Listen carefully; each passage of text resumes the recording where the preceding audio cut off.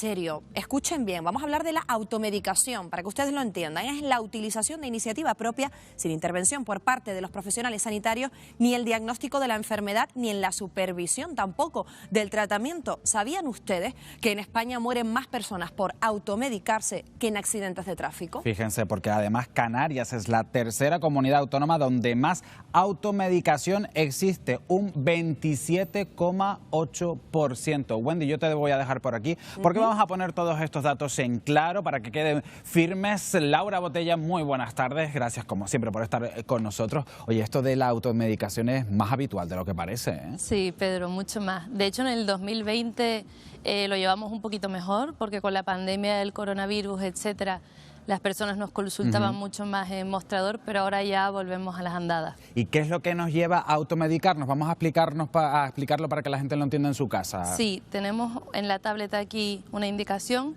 que explica los motivos que lleva a la gente a automedicarse. El 40% de las personas cree saber lo que el médico va a recetarles porque los síntomas que tienen pues son parecidos y creen que pues saben el fármaco que toca. Y normalmente es en enfermedades no graves, ¿no? Por ejemplo, cuando yo tengo un síntoma de que me duele la cabeza o lo que sea, pues si la otra vez me recetaron paracetamol, ahora me lo vuelvo a tomar y a lo mejor no tiene nada que ver. Y eso es una imprudencia, Laura. Claro, porque me estoy incubando algo o lo que sea, hay muchos síntomas diferentes. Y es verdad que aquí hay dos motivos que suelen ser muy habituales, que nos comentan en la oficina de farmacia, que es porque argumentan que si van al médico le dan la cita para un tiempo muy tarde o que si van por urgencia están mucho tiempo esperando. En cualquier caso, sobre todo es cuando tenemos esas enfermedades leves, ese dolor de cabeza, ese resfriado que quizás, bueno, pues recurrimos al botiquín, a los restos de esos que nos quedan en casa, ¿no, Laura? Exacto, normalmente lo que pasa es eso, que tenemos un botiquín casero de restos que en su día se prescribió por algo, por un sanitario, tanto o en mostrador en oficina de farmacia o en medicina, ¿no? En el consultorio, y lo que queda lo reutilizamos, pero no sabemos si la patología... No siempre es adecuado eso. Laura, habla pueblo, habla. Hay muchos canarios que tienen muchas dudas y muchas cuestiones sobre este tema de la automedicación. Vamos con esa primera pregunta para ti. Siempre que me duele la cabeza, tomo ibuprofeno sin receta médica. ¿Debería de avisar antes a mi médico? Laura. Normalmente lo correcto es avisar, precisamente por eso, porque los analgésicos, tanto el ibuprofeno como el resto de medicamentos, tienen efectos secundarios. Entonces te puede doler la cabeza por un motivo o por otro, y es un abanico de síntomas bastante amplio.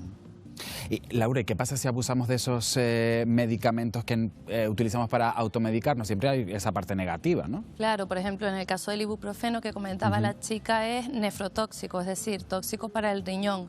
El paracetamol, por ejemplo, es hepatotóxico. Si tomamos más de 3 gramos al día, nos puede afectar al hígado.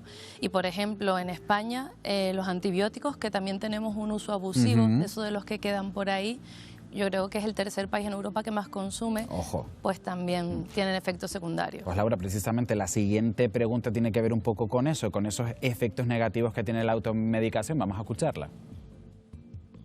¿Puede tener riesgo en mi cuerpo la automedicación?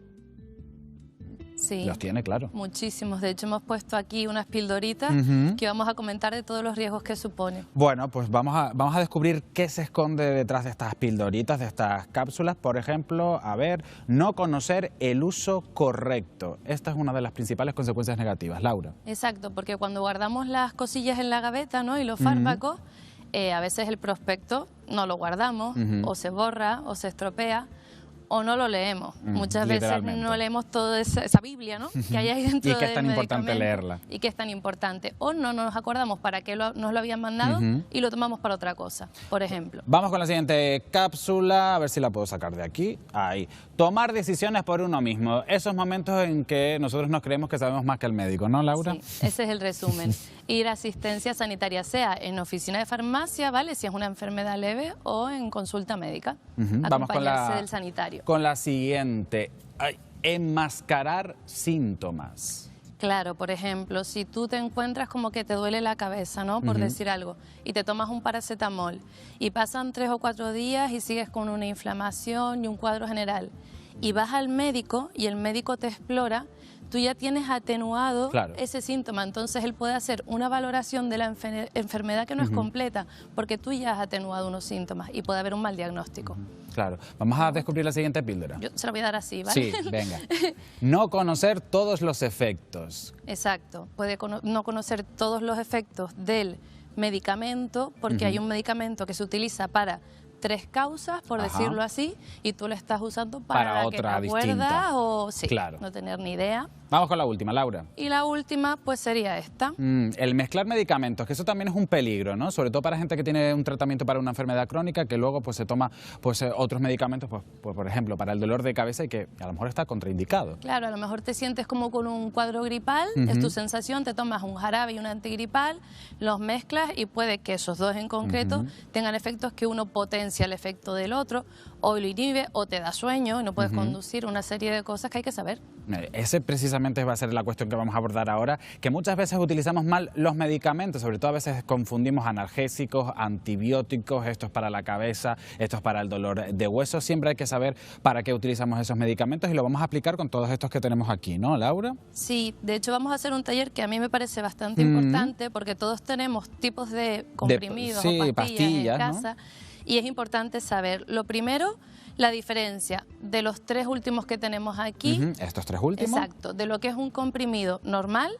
Que serían estos de aquí, ¿no? Sí. Vamos a mostrarlo a la cámara porque no se ve muy bien. Son estos comprimidos normales, yo creo que se puede ver ahí. Estos son los comprimidos normales que se llaman así, ¿no? Exacto. Vale. Luego aquí al lado tienes los comprimidos recubiertos con película. Ajá, que serían como las cápsulas estas que hemos utilizado, ¿no? Un comprimido. Que quizás tienen una textura también como un poco pegajosa, ¿puede ser? Y son como duros. Ajá, tú los duros. tocas y son duros. Estas son, sí. Y luego están estos de aquí y son los comprimidos de liberación prolongada. Ajá, que son un poquito más pequeñitos, ¿no? Sí, a veces son más pequeños y también son muy duros. Entonces... Vamos a enseñarlos para que vean la diferencia entre uno y otro. Estos de aquí son mucho más pequeñitos que, por ejemplo, pues estos que tenemos aquí. ¿No ven la diferencia, no? Ahí está, claro. Laura. Y la principal diferencia es que unos pueden ranurarse y otros no. Porque en casa a veces decimos, bueno, me tomo medio y ya está. De los que se pueden tomar medio serían de los comprimidos. Estos primeros los de aquí, sencillos, ¿no? sí. Ni de los de liberación prolongada, ni los de cubierto con película. Solo estos primeros que hemos enseñado. Vale. Y los podríamos ranurar como vamos a tener aquí con el pastillero. Ajá. Aquí hay una cuchilla, los pones aquí. Que eso lo podemos adquirir en cualquier establecimiento, incluso también en la farmacia, para dosificar ese comprimido, ¿no? Exacto. Y están preparados para partirse, como ves aquí, ¿vale? Y es la medida exacta. Sí. Y luego también son los que están preparados para triturarse. Los que son de liberación prolongada o recubiertos con película, esos no deberíamos hacer estas cosas porque se supone que se liberan en el intestino o a lo largo del cuerpo humano. Y si hacemos esto con esos comprimidos que no debemos, no se están liberando bien el organismo y estamos estropeando su absorción. Bueno, pues importante eso porque evidentemente el medicamento no nos va a hacer el mismo efecto o probablemente no nos haga ni efecto, ¿no? Para nada. Exacto. Luego tenemos las cápsulas, que son estas de aquí. Y muchas las rojitas veces... vamos a enseñarlas, Laura. Exacto. A ver si la cojo por aquí. Muchas veces lo que las personas hacen es esto que voy a hacer yo, ¿vale? Abrirlas. Porque dicen, ay, es que para tragarlas, y hacen así, lo vierten en agua. Porque puede ser mucho más fácil de tragárselas y al final ahí está perjudicando, bueno, pues el posible efecto que pueda tener ese medicamento. Esto es un error. Es un error. La cápsula viene en cápsula porque tiene que liberarse en algún lugar del organismo y viene así. Si es difícil deglutir la cápsula, para ello tenemos otro formato que es este de aquí. El sobre de toda la vida, exacto. ¿No? Nunca abrir la cápsula, salvo que el laboratorio lo ponga en el prospecto, indique, ¿no? Que hay que leer. Para eso si no están los sobres que estamos viendo, ¿no? Este es perfecto para la gente que le cuesta diglutir. Ahí lo podemos disolver en agua, quizás también en zumo, hay alguna gente que utiliza zumo. Pero esto es muy común hacerlo y no es nada adecuado. Y no es nada bueno. Y luego otro formato que tenemos, que vamos a enseñar aquí, es el supositorio. ¿Vale? Quizás muchas veces eso lo relacionamos quizás con enfermedades infantiles, ¿no? Nos recuerda un poco a eso, ¿no? Sí, porque hay mucho paracetamol de esta manera, pero por ejemplo como laxante también suele servir. Y hay algo que queremos mostrar, porque casi todo el mundo lo usa mal. ¿Cómo aplicarías el supositorio, Pedro? Pues explícamelo tú, Laura, porque la verdad es que no me acuerdo, pero tiene que tener un procedimiento, ¿no? Suelen tener una parte como afiladita y otra que es roma, ¿vale?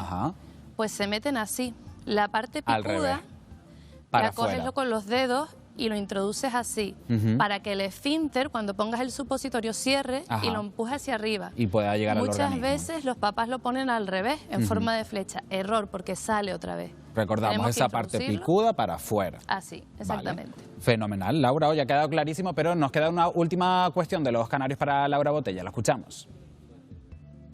¿Es posible realizar una automedicación responsable? Yo quiero creer que sí. Es posible cuando previamente tienes esos síntomas y has acudido a consultar al sanitario, ¿vale? Al farmacéutico, al médico, etcétera. Si es un síntoma que sueles padecer, por ejemplo, en las mujeres, el dolor menstrual, que nos duele en algunos momentos del periodo, es algo habitual y no suele ocurrir. Les recomendamos un fármaco y pues en la siguiente regla o la otra podemos volver a tomar ese fármaco. Eso sería una automedicación responsable porque en los inicios estuvo recomendada por un sanitario. Y Laura, antes, ya para terminar, antes de automedicarnos, ¿qué nos tiene que hacer indicar que tenemos que ir al médico a consultar qué es lo que nos está pasando? Pues si, por ejemplo, la frecuencia en el mes es varias veces, si te pasa varias veces al mes ese síntoma, hay que ir.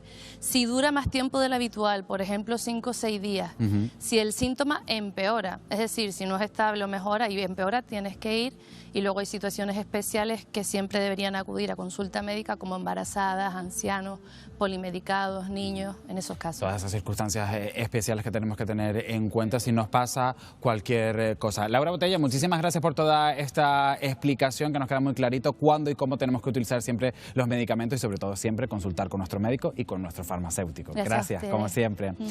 Bueno, nosotros seguimos avanzando.